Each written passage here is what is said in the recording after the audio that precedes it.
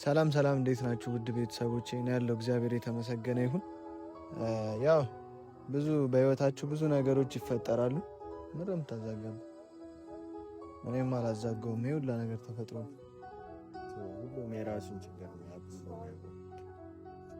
አንተ እኔ ስለ በቃ ህይወት ብዙ ነገር ስላስተማረችኝ ነው እዚህ ጋር ቆሜ ያለሁት። ራሱ 24 ዓመት ያሳደገችኝ እናቴ ልጅ የእሷ ልጅ አይደለም ስትባል አንተ ምን አይነት ነገር ነው የሚሰማው? ናቲ በእኔ ቦታ ብትሆን እሱማ ልክ ነህ። ግን አሁን አንተም ልጅ አይደለም ብዙዎችን አሁን ተመሳሳይ ህይወት እያሳለፍን ነው። ገባ? አሁን እዚህ ጋር ካልተደጋገፍን ደግሞ አይሆን። ያለንበት ነገር በጣም ከባድ ደረጃ ላይ ነው ያለነው። እኔ ህልምም እየመሰለኝ ነው። እኔ እዚህ ጋር እውነት እየኖርኩም እየመሰለኝ አይደለም። ትላንት የተነገረኝ ነገር እውነት ነው ናቲ። እኔ ህልምም ከሆነ የሆነ ነገር ውሃም ቢሆን ረጭታችሁ አስነሱ። ህልም አይደለም፣ ይኸውልህ እውነታ ነው የተነገርከው። ግን ደግሞ ይኸውልህ እኔ አሁን በዛ በተባለው ነገር አሁን ማለት እኔ እርግጠኛ አይደለሁም። እሱን ነገር እናጣራለን። ሊሆንም አይችልም። እኔም እኮ ይኸውልህ እርግጠኛ እኮ እኛ አይደለም ናቲ። ገነት መጀመሪያ የመሲን እናት ፎቶ ስታይ የደነገጠችው አደነጋገጥ፣ እንዴት ሰው ፎቶ አይቶ ፌንት ሊነቅል ይችላል? የሆነ የደበቀው ከባድ ነገር ከሌለ ማለት ነው። እና የዛኔም ማለት እንደዛ ፌንት ወደቀች። ከዛ በቃ የደበቅሽው ነገር ካለ ንገሪም ብለን 1 ወር 2 ወር ነው በቃ ስንመላለስ የነበረው ማለት ነው። እና በጣም ከባድ የደበቀችው ነገር እንዳለ ጠርጥሬ ነበር። ያ ሰውዬ ደግሞ ቤተሰቦቻችን ካሜራ ላይ ብቻ አልነበረም። እናንተ የምታዩት እዚህ ካሜራ ላይ የሚቀርበውን ነገር ብቻ ነው። እኛ ግን ከኋላ ብዙ ነገር ስናደርግ ነበር። ሰውየውን ስናናግረው ነበረ።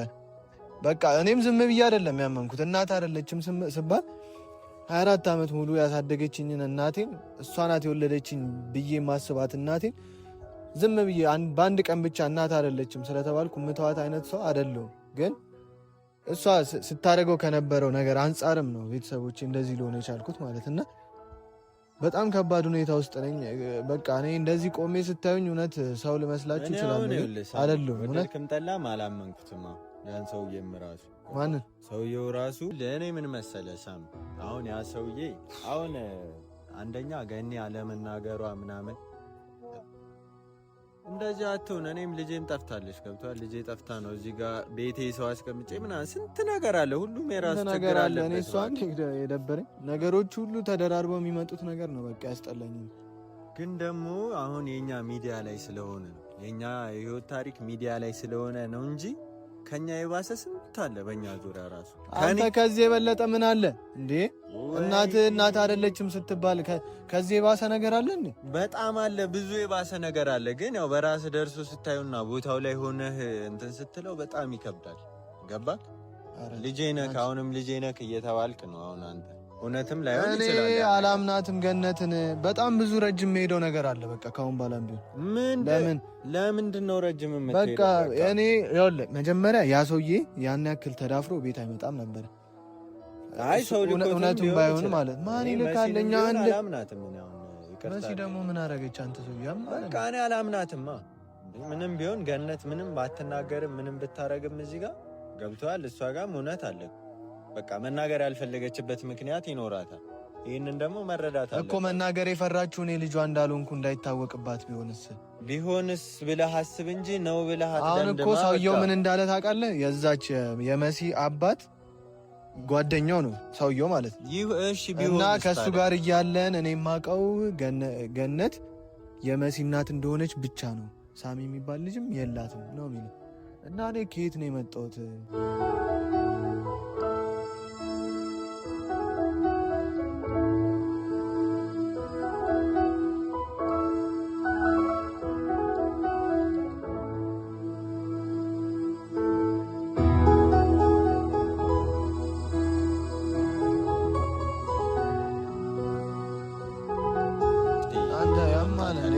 አባቴ ብዬ ስንት ዓመት ሙሉ እየኖርኩ የወለዱኝ እነሱ እንደሆኑ ነው የማውቀው። ግን እኔ አሁን በቃ ከመሬት ተነስተው እኔ እናት አይደለም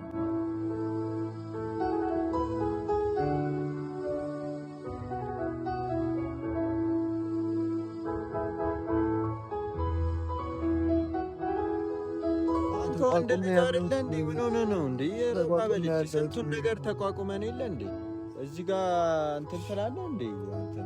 ምን ተቋቋም? ከዚህ በላይ ፈተና ብዙ ነገር ፈተና እንዴ?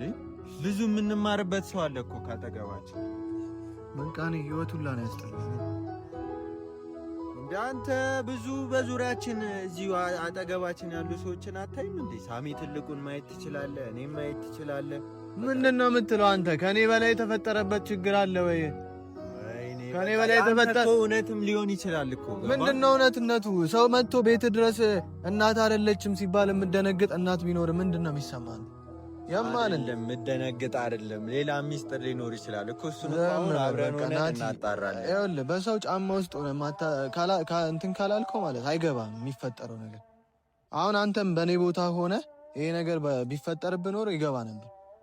እኔ ብዙ ነገሮችን ስላየውና ነገሮችን በቃ ቀስ ብዬ እንትን ማለት ስለምፈልግ ነው አሁንም ተረጋግቼ እያወራ ያለሁት እኮ። ይኸውልህ ተረጋጋ፣ አሁንም ተረጋጋና ምንድነው ገባ አሁን እሺ ቆይ አሁን እኔን ለምንድን ነው እዚህ የጠራኝ? እዚህ ጫካ ውስጥ አሁን እንትና የመሲ ወንድም እመጣለሁ ብሏል።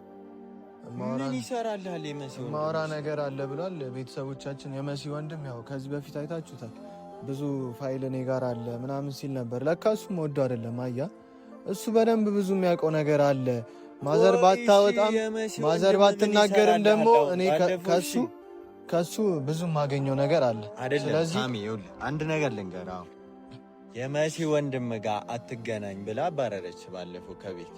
እሷ የደበቀችው ነገር አለ። እኔ ካሁን በኋላ እውነታውን ሳላገኝ ያው ሲጀመር አሁን የምነግርህ ነገር ማስጠነቅቅህ ነገር ማለት ነው፣ የመሲ ወንድም ሲመጣ አንድ ነገር እንዳትናገረው በቃ አንድ ነገር ነው። ዝም ካለ ዝም ብለው በቃ እኮ አይደለም። እኔ እና እሱ የምናወራው ነገር አለ ብዙ። ስለዚህ አንድ ነገር ብትናገረው ናቲ ከኔ ጋር ነው። እኔ ምን እናገረዋለሁ? እሱ ነው ነገር የሚለው። ገና ሲመጣ እኮ ምን ይሰራል ምናምን እያለ ሲጀመር ብቻ ነበር ጠብቀኝ ያለኝ። እንዴት አልልፈሰፈስ ያማልን ምን ይሰራልሃል? በቃ እሱ የሚያውቀው ነገር አለ ስለኔ ከኔ በላይ ያውቃል እሱ።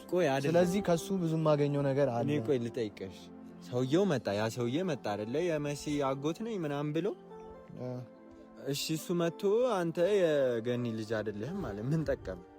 እንዴት ነው የማይጠቅመኝ? በውሸት እኔ ዝም ብዬ እንዳሻንጉሊት ከምኖር አይሻለኝ? አይደለም ሌላ እናት ልትፈልግ ነው አንተ? ከዚህ በኋላ ቀልዳለን። ያሳደገችህ እናት ያሳደገችኝ አዎ፣ ግን ልህ ራሱ እኮ እናት ነች። እንዴት ነው ሌላ አሁን አዲስ እናት ቢመጣ አብሮ ማደግ አለ፣ ፍቅር ምናምን አለ። እኔ ራሱ እኮ ልጅ አሁን ካደግኩ በኋላ ማለት ነው ካደገች በኋላ እጄ ልጄ ምናምን ብል አይመጣውም። ገባ አሁን እናት መጣ ዝም በል ይኸውልህ፣ አንተ ጋር ምን ብለህ ልትቀበላት? እናቴ ከሆነች ሰላም ናችሁ?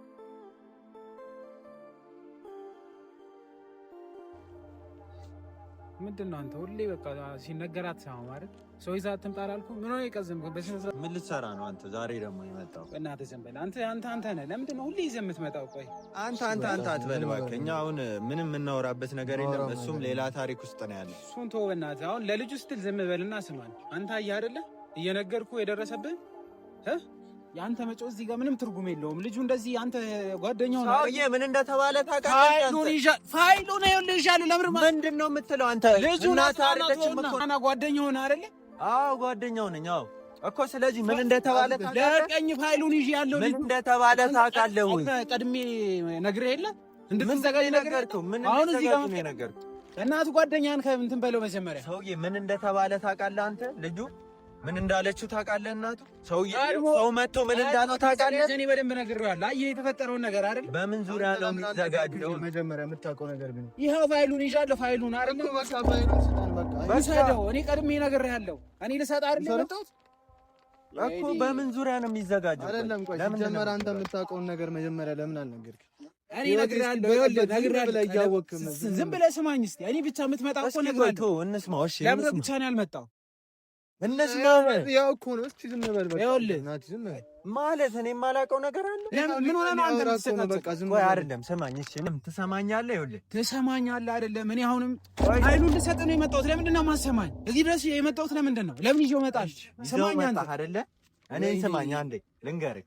ለምንድን ነው የማትሰማኝ? ረጋ በል። እኔ የማላውቀው ነገር የለም። ምንም አገባም። ብትነግረው ለምንድን ነው አንተ ለብቻ የማትመጣው? በስነ ስርዓት እንዳናወራ አልፈለኩም። ዝም በል እሺ። ዝም አልኩ። እሺ አሁን የምትነግረኝ ነገር ምን ለምን ቆይተህ አትነግረኝም? ምንም ጥቅም የለውም። እኔ ቀድመህ እንድትዘጋጅ እነግርሃለሁ። እኔ ያረኩት ምን አልከኝ? አንተ እኮ ፋይል እሰጥሃለሁ እያልክ እነዛን ፎቶዎች ሰጠኝ። ሌላ ምን አረክልኝ? ዝም ብለህ ከረክልኝ ነገር ይኸውልህ፣ ፎቶውንም ቀለበቱንም ሁሉንም ነገር ያደረኩት በራሷ መንገድ እንድትነግርህ ነበር። እውነቱ ማለት አልይ አይደለ? ቀድመህ እንድትዘጋጅ እኔ ብዙ ነገር አድርጌያለሁ። ብዙ ነገር አንተ ምን አገባ? እስኪ ዝም በል አንተ። ምን ሆነህ ነው? ለምን ይዘህ መጣህ? ስትጀምር ይዘህ መጣህ አትበል። እኔ በጸባይ ነው እንደዚህ ዝም ብለህ የምታወራውን ነገር አው እኔ ዝም አልኩት እኮ ዝም ብለህ ተዘጋጅበት አድርጌ በደንብ በስነ ስርዓት ነግሬሃለሁ። ከዚህ በፊት ሁሉንም ነገር እኔ አንተ ነህ እንጂ መረዳት ያቃተህ ነግሬ ነው። ቀለበቱን በራሷ መንገድ ነገር የለም። ፎቶውንም ወይኔ እሺ፣ አንተ ያውራ እስቲ የሆነ ነገር እያወራ ነው። ዝም በል አንተ ቀለበቱ እያወራ ሳሚ። ይኸውልህ እኔ ራሴ ቀለበት ሰጥቼልህ ያን ቀለበት እኔ እንድታደርግላት ያደረኩት እውነቱን እንድትነግረህ ነው።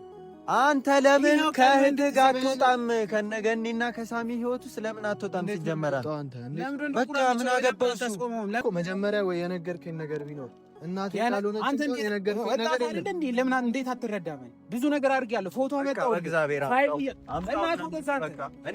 ብያለሁ። ስማኝ እስቲ ልጅ መጣውና እንሂድ በቃ።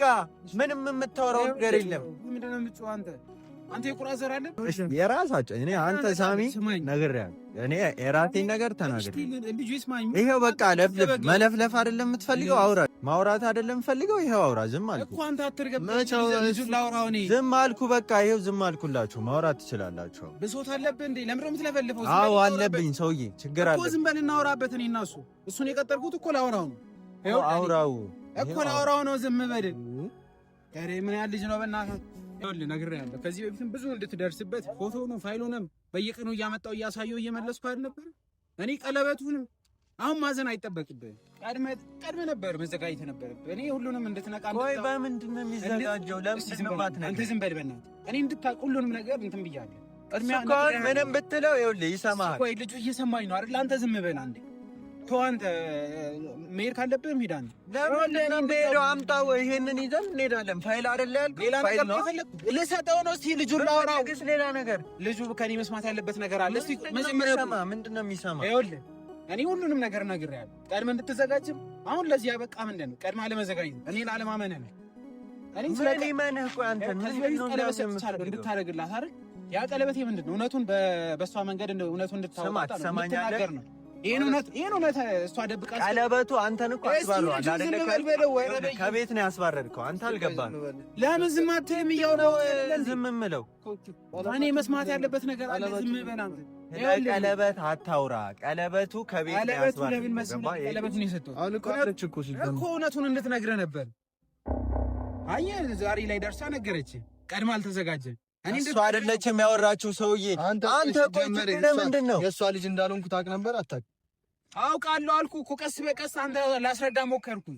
እና እስካሁን ምን ትሰራለህ? ለምን አትሰጠኝም? በቃ እኔ ሁሉን ነገር በሷ እንዴት እንድትነግረህ ነው? እውነቱን እንድትነግረህ ነው። ከኔ ይልቅ እሷን ታምናታለህ? እሷ አሁን እኮ አንተ ቀለበቱን ብቻ አድርገህ እንዴት ነው ከእሷ እውነቱን ትነግርሃለች? አሁን ምን ሆነ ማብደው? ይኸውልህ ምንድን ነው ማንም እየመጣ ሳውራ እሱ ከኔ በላይ ስለሆነ አንተ ዝም በል ስማኝ። እኔ ጀመርኩ አትገፍትረው ወደዛ።